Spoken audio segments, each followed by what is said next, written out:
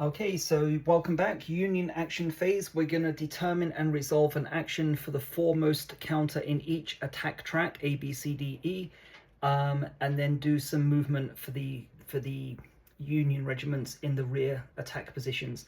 So it would be 1 to 4. Move would 1 to 4 is move. If the Union regiment is in attack position number 4, we'll check if there's a charge. 5 to 6 is a volley with the possibility of resolving a sharpshooter action as well. So starting with attack track A, there is no Union counter there, so we skip on to attack track B, and we have the 8th Ohio here. So we're going to roll 1d6. 1 to 4 is a move, 5 to 6 is a volley, so we resolve the volley. Let's take a look at the modifiers first of all. So there's no smoke token, -1 range modifier, nothing else down here, so 3 is reduced to 2. So 1 to 2 will be a hit, and if we roll a natural 1, we'll resolve the sharpshooter event as sharpshooter action as well. So we get a 6, that's a miss, and no further action taken for the sharpshooter. Next is 108th New York. They're in attack track C, attack position number 4. So 1d6, 1 to 4 is a move, 5 or 6 is a volley. So it's a volley again. They've got the same modifiers, -1. Nothing else down here, no smoke, so 2 is reduced to a 1, and so 1 will be a hit and a test for a sharpshooter, and they get a 3, so no effect there. Okay, we've got the 130th Pennsylvania. Okay, they're in attack position number 4, so if they roll 1 to 4, there's a possibility of a charge. 5 to 6 will be a volley.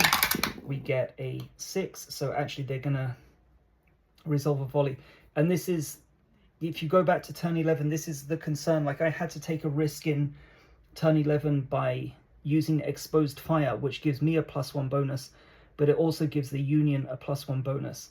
So let's go through the modifiers again. No smoke, attack position number 4, no range modifier, but there's a +1 cohesion bonus because of the exposed token. So the 130th Pennsylvania increased from 2 to 3. So 1 to 3 will be a hit, 1 will be test for a sharpshooter, and we get a 2. So they do in fact hit the 4th North Carolina, which has its cohesion reduced from 4 down to 3. They should be upright like that. Next, attack track E, 132nd Pennsylvania. So again, 1 to 4 is the possibility of a charge, 5 or 6 will be the volley, and we get a 3. So possibility of a charge, we roll 1d6 again. If it's 1d4, it's a charge. If it's 5 or 6, it's a volley, and we get a 1. So the 132nd Pennsylvania are going to charge. Charge is 1d6 plus cohesion versus 1d6 plus cohesion. If it's a tie, the Confederates win. If the Union loses, -1 cohesion. If the Union wins, -1 cohesion, -1 cohesion. So 132nd Pennsylvania, there's no exposed token, so no modifier. So 2 plus d6 plus 2 is a 4. So we don't need to roll. So 30th North Carolina already has a 5. So they win, they hold out against the charge. 132nd suffers a hit, -1 cohesion, down to 2. Okay, and that resolves all of the actions for the Union counters in the foremost attack positions. So there are no Union counters in rear attack positions, so attack track B is resolved. 14th Indiana cannot move forward, so they hold. They're going to remain in position in C2. Okay, here we've got an interesting situation. So the 5th Maryland still has a crouch token attached. So first of all, we're going to resolve a crouch and reform action for them. So it's a cohesion check. So 1d6, if it's a 1, cohesion is +1. And we get a 6. So they fail. So now we resolve the action for the next rearmost Union regiment, which is the 7th West Virginia. So because, like here, the 14th Indiana cannot move forward because the 108th New York is occupying attack position number 3 on attack track C. But here there's a possibility the 7th West Virginia will actually march through and around the 5th Maryland, which is what they tried to do last time. Last time they failed, so we attached a March +1 token to the 7th West Virginia. So this turn we're going to try again because they failed the cohesion check. We're going to try again, but this time there's a +1 modifier. So it's going to be a cohesion of 3 plus 1 is 4. So we're going to roll 1d6, 1, 2, 3, 4. 7th West Virginia will move forward and through the 5th Maryland, and they will change position. And we get a 3. So we remove, they're going to march forward now. We remove the march token. They're going to march forward. They're going to march back or retreat back. Okay, the crouch token remains attached. Cohesion is still at 1, but now the 7th West Virginia has moved forward. And again, if you go back a couple of turns, this is the concern that I had when the Union regiments were all down here at the front. They were taking hits, but while they were taking hits, these stronger regiments were moving up behind them. So I'm now got a bit of a problem here. Like the 5th Maryland have kind of retreated somewhat to the rear, but I'm going to have problems now when stronger Union regiments start to move forward. So anyway, that's attack track D. Attack track E, there are no Union regiments in rear attack positions, so nothing else to resolve there. So that resolves the Union action phase. Okay, next is remove the exposed tokens. There's an exposed token here. So as you saw, 130th Pennsylvania gained a +1 bonus, but we removed that now prior to the Confederate action phase. Union deployment phase. So this is turn 12. So this is the final deployment. We're going to see the Irish regiments now, with the exception of the 29th Massachusetts, enter the battle. So let me just get a sheet to make this easier for you to see. All of this is explained on the player sheet down here, but you probably can't see that on the camera. So we're going to take a look down here. So it's a 1d6 roll. 4th wave is down here. We match the roll to the column. That will determine which attack track each regiment will enter from. So 1d6 to determine the column. That's a 4. So we're down here. So 63rd New York will enter attack track B. 69th New York, C. 88th New York, D.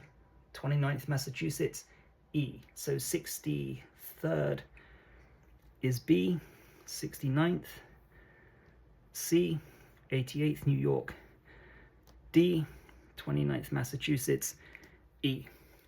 And the key thing to notice here is that these are the veteran Union regiments, so they have a cohesion of 4. So they're going to be very dangerous towards the end of the game. Okay, so that concludes the Union deployment phase, and like I say, that's the last wave deployed now. So next is the Confederate action phase. So we're going to roll 46. Each die gives us a Confederate action. Oh, that's probably the best result I've had all game. Fantastic. Okay, we can do something with this. So that's 3 6s and a 3. So we take a look over here. So the 6s are important because they give us complete choice of what we want to do. The result of 3 gives us an inspire action or a fire action. So what are we looking at here? I'm thinking we definitely want to reload here. We definitely want to reload here, and we have a chance to do some damage here. So we're going to attack. What else can we do?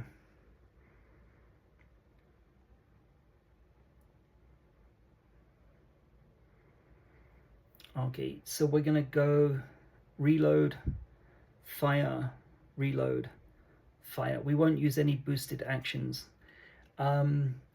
So, okay, let's assign one of the... So we're going to choose reload. So 2nd North Carolina flips. Mini ball value is reduced to 1.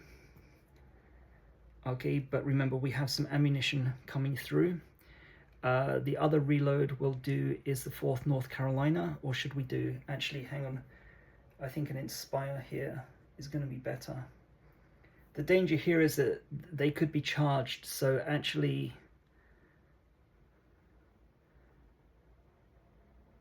and maybe a boosted inspire. Okay, we're going to choose inspire here and inspire here. So this is going to give us a boosted action for the 4th North Carolina.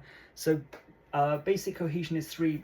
Boosted action gives it +1 to 4. So 1, 2, 3, 4, and the inspire action will be successful, and that will boost the cohesion to 4. So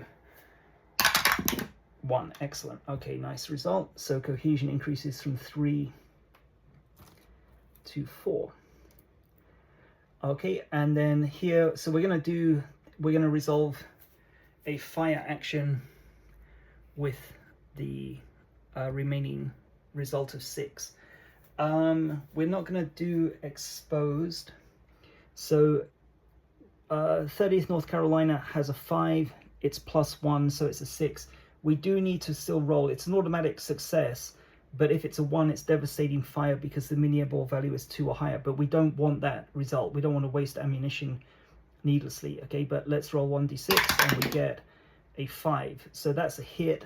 So cohesion is reduced from 1 to 0, and the 132nd Pennsylvania is now destroyed. So all in all, a successful Confederate round. We've had a couple of actually good successful rounds, but as you can see, the 29th Massachusetts is now going to be making its way down here. So that's all 4 Confederate actions chosen and resolved. That concludes the Confederate action phase. Next is the end of turn phase. There's no smoke token. Crouch token remains attached because cohesion is 1, so nothing to resolve there. So that concludes turn 12, and we will mark that off up here as a reminder. I didn't do the orders yet. Okay, actually, I got such good rolls, I didn't need to do any re-rolls. So I could have redeemed the orders token and re-rolled one of the Confederate action die, but I got 3 6s and a 3, which is pretty much what I needed, so no need for that. Okay, so that concludes turn 12. Thanks a lot for watching, and I'll see you in the next video when we go through turn 13.